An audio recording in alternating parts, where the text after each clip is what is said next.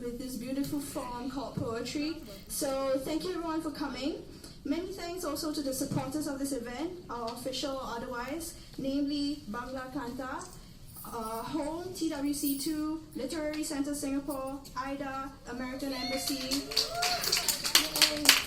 SMU Weekend Centre, the National Library for this venue, and Joe and Doe for the delicious pastries. Also to the Indonesian Family Network and Philippines Embassy for their help in reaching out to get the contestants, and students from the UWC who will be reading out the translated poems in English.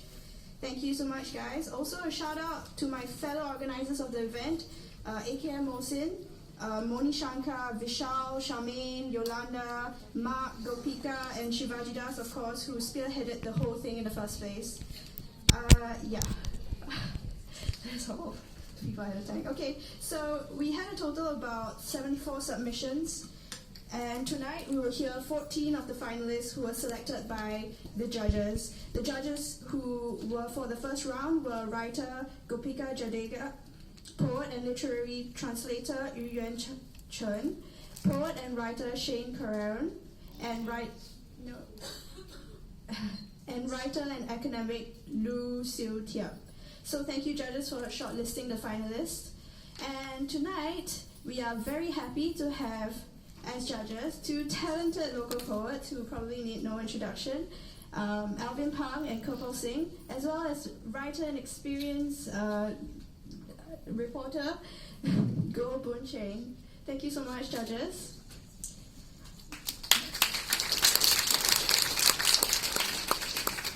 Okay, so after every poet has recited today, students from the UWC will read the translated versions in English.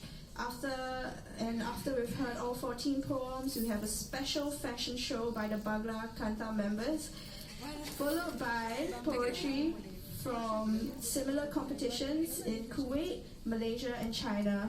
But before this, I'd also like to hand over the mic to Shivaji Das, the leader of the organizing committee, as well as AKM Mohsin, the editor of Bangla Kanta, to say a few words about the competition.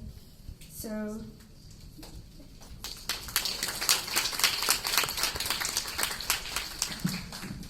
good evening, everyone, and thanks a lot for attending on a rainy Sunday evening, spending your precious time, which you could have watched another Transformer movie, but instead you are here to watch the Migrant Work of Poetry competition.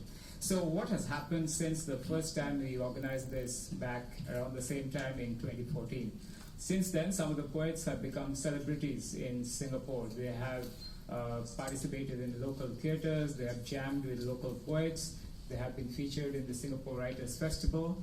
They have been called by universities to say their poems in front of very spacious audience as well. And some have even given speeches at the TEDx event. So what's new for this year? Some of you may be already familiar. We have almost tripled the number of contestants this year. So we have about 74 contestants, of which 65% are female. A lot of them are actually mothers. So a big congratulations to all the contestants for this event. And we have a wide variety of participants this year, from people who have very sophisticated sense of literature, all the way to people who are actually writing for the first time, trying to use sort of a mock Singlish for some of their poems. So we have that kind of variety.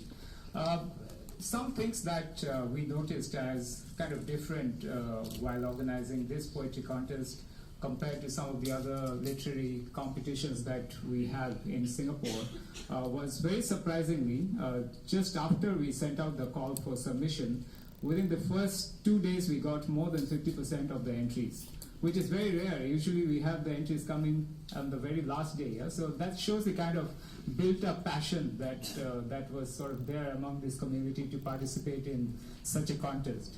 We also had some anxious moments.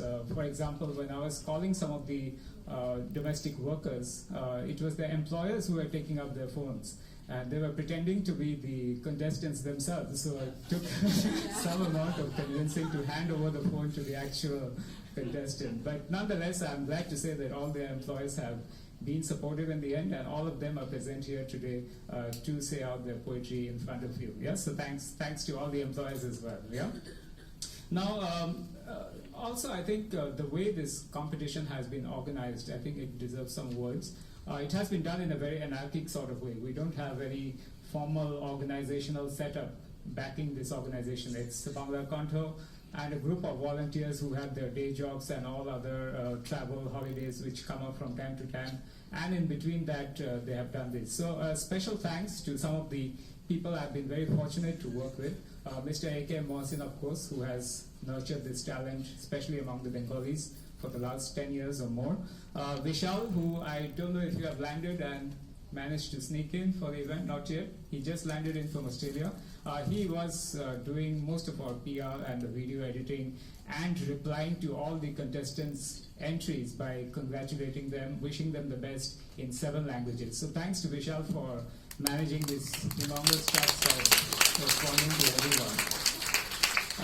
Noreen and Tingmok, who have been doing most of the design work, the fantastic posters, the bios of all the poets that you have been seeing on Facebook that they have been flooding for the last 2 weeks. So thanks to them. Charmaine, who has designed the certificates, arranged for translations in Myanmar language, and also done a lot of the logistics work.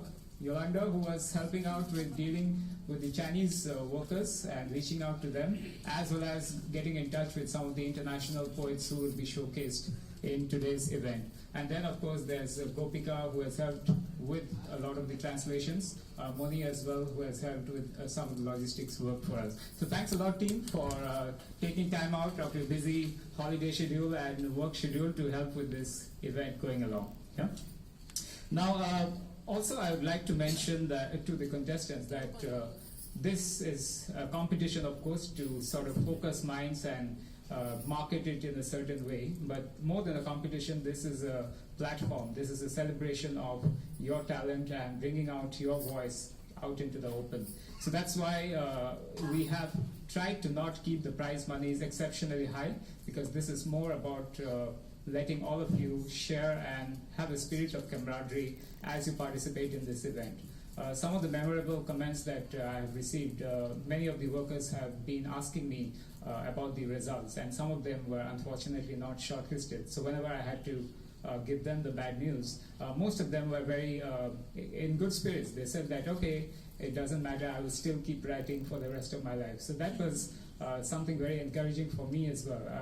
Another thing I remember, Mohar was calling me, and he said that he's one of the shortlisted poets, that actually I've already won, it doesn't matter, because the poem I've written is meant for my wife, and she was very emotional when she heard the poem. So these are some of the memories that I'll take back from this competition. So thanks a lot, contestants, for giving all of us such a wonderful time as well. Yeah? Now, one of the things that we'll try to do is also to showcase similar movements which are happening in China, in Malaysia, where we organized a similar competition, as well as in Kuwait, and some of the poets will be showcased in today's event. So what we are trying to do is not to create the 5th International, but only to have this voice come out into the open and let greater assimilation and integration happen within the respective societies where these migrant workers stay. So what's next for this competition? Definitely we will try to reach out to more communities, more migrant workers. We haven't yet worked that well with the dormitories, with the bus drivers, with the workers in the restaurants, or even the sex workers. So look out for the next year's competition for more voices from different languages in this regard. What's the eventual goal? I believe the eventual goal will not just be showcasing the literary talent, but to have tangible impact on their living conditions in Singapore. And hopefully in the long term, we wouldn't even need a migrant worker poetry competition, because the title of such an event would seem rather